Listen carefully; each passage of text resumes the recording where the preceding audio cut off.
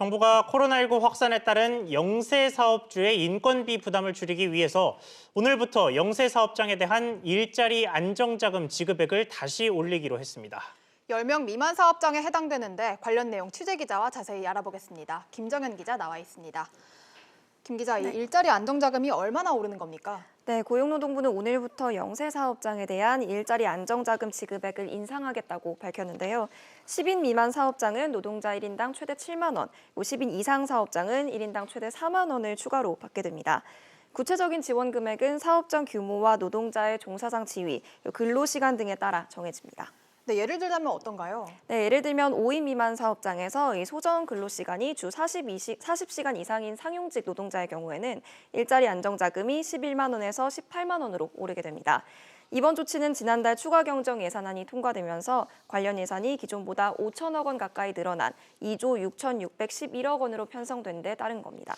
네, 그런데 이 일자리 안정자금 사업을 정부가 애초에 규모를 좀 줄이겠다 이렇게 얘기를 했었는데 다시 올라간 셈이 됐네요. 네, 그렇습니다. 일자리 안정자금은 원래 최저임금 충격을 최소화하기 위한 장치인데요. 예.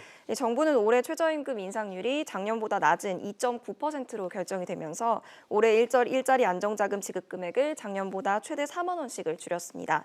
그러나 코로나 사태로 석 달 만에 다시 지급액을 늘린 건데요. 예. 이 일자리 안정자금 사업은 시행 첫 해인 2018년에는 지원 수요가 적어서 예산을 4천억 원을 넘게 남긴 반면 지난해에는 지원 문턱을 낮췄지만 예산을 적절히 늘리지 않아서 1천억 원의 예산이 부족했습니다.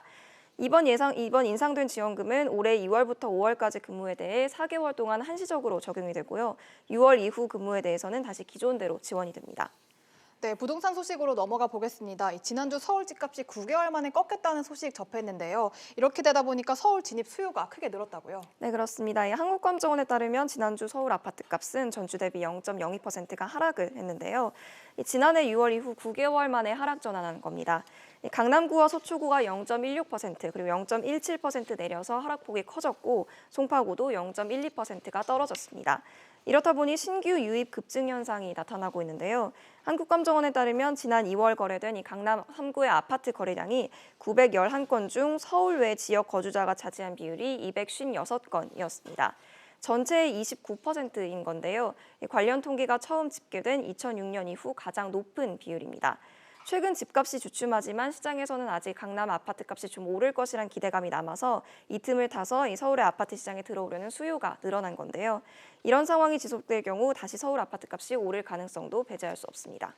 네, 김 기자 잘 들었습니다.